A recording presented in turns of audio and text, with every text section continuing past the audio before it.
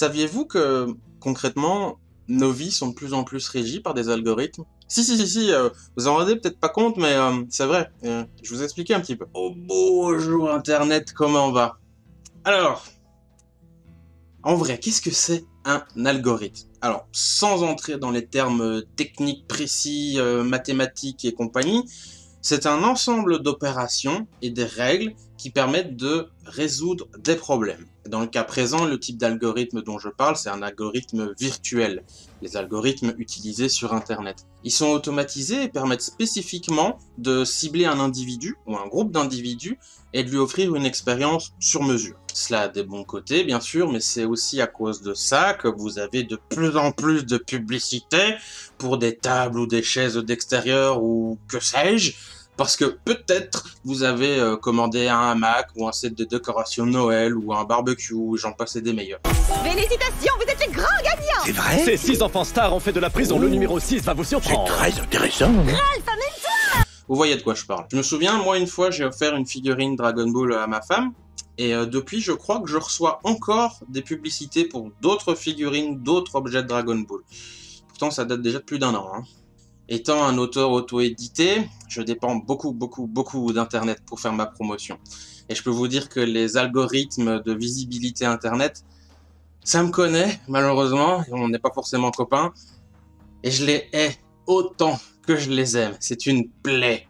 Bien entendu, c'est normal que ça fonctionne comme ça, parce que tout le monde veut sa part du gâteau, c'est ainsi, c'est les lois du marché comme on dit, mais qu'est-ce que c'est pénible. Mettons par exemple là, YouTube, la vidéo que vous êtes en train de regarder. Vous avez une série de vidéos en bas de l'écran ou à droite, ça dépend si vous êtes sur téléphone ou sur PC. C'est un algorithme en fait qui décide ce qu'il va vous suggérer et ce que vous pouvez voir. Et ce qui est affiché est décidé par exemple sur ce que vous regardez d'habitude sur YouTube, ou un truc vaguement en lien avec cette vidéo que vous regardez, ou alors ce que vous avez googlé récemment, parce que oui, YouTube, c'est Google, l'oubliez pas. Et pour un auteur comme moi, un petit auteur, c'est un truc à prendre énormément en considération, énormément. Parce que sur Amazon, c'est un peu la même chose, et sur Internet, dans son ensemble, c'est applicable aussi. Mettons par exemple que sur Amazon, vous achetez un bouquin, moi je serais pas contre que Amazon il vous envoie un mail en vous suggérant, hey, si tu as appris ça, il y a les Royaumes démoniaques aussi, c'est vachement bien, c'est un peu dans tes goûts. Pareil sur les réseaux sociaux, mettons que sur Instagram, vous avez liké une image avec des dragons et compagnie, vous avez liké, vous êtes abonné sur une page d'un dessinateur qui fait des chevaliers qui affrontent des démons et tout, je serais pas contre non plus qu'à un moment donné, quand vous scrollez, il suggère ma page à moi à un moment. On est d'accord, malheureusement, que ça ressemble un peu au monde futuriste qu'on peut voir dans Blade Runner ou dans Cyberpunk, et c'est pas très enviable, donc voilà. Mais on est là-dedans, donc on va essayer de faire ce qu'on peut pour se démerder avec ça. Surtout qu'en plus, beaucoup de ces algorithmes-là, faut pas dire tous, ils aiment bien que quand ils suggèrent une page, cette page soit active, ou que si vous suggérez une vidéo YouTube, cette vidéo elle ait beaucoup de vues, qu'il y ait des likes, des commentaires, qu'elle soit partagée, etc., etc. Message subliminal, like, commente et partage cette vidéo, s'il te plaît, pour moi, et pour l'algorithme aussi, s'il te plaît. Et il aime encore plus, alors là, il est amoureux, quand l'utilisateur d'une page ou d'une vidéo ou que sais-je, il fait des posts payants ou il fait une campagne de pub payante. Parce que oui, il est chouchou. C'est un business après tout, non? Puis bon, faut surtout pas oublier que comme d'hab, on s'en bat un petit peu le steak, que ce soit une page d'un artiste super doué sa mère, le prochain Michelangelo ou que sais-je, ou que c'est une page avec des images de caca. Je suis désolé, mais c'est vrai ce que je viens de dire. Cette analogie, elle est totalement exacte.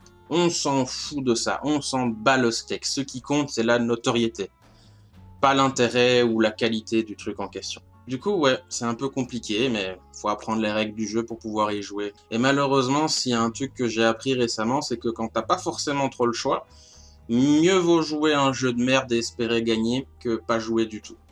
Et comme dirait ma femme, c'est un de ses dictons préférés, qui est horriblement vrai, tristement vrai. Au loto, ils disent que 100% des gagnants ont joué.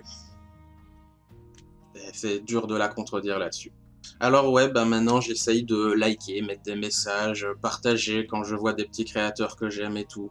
C'est Une fois qu'on a compris un petit peu comment fonctionne Internet, YouTube, les réseaux sociaux et compagnie, et donc ces fameux algorithmes qui dirigent la vie d'énormément de créateurs et d'artistes et tout ça, bah, on va essayer de leur donner un petit coup de pouce en partageant, en likant, en mettant des commentaires, etc. Ça mange pas de pain et des fois ça peut faire la différence. Allez, au revoir Internet, gros bisous. Mouah. Comme disait ma femme, hein. Vous voyez, j'ai une photo d'elle.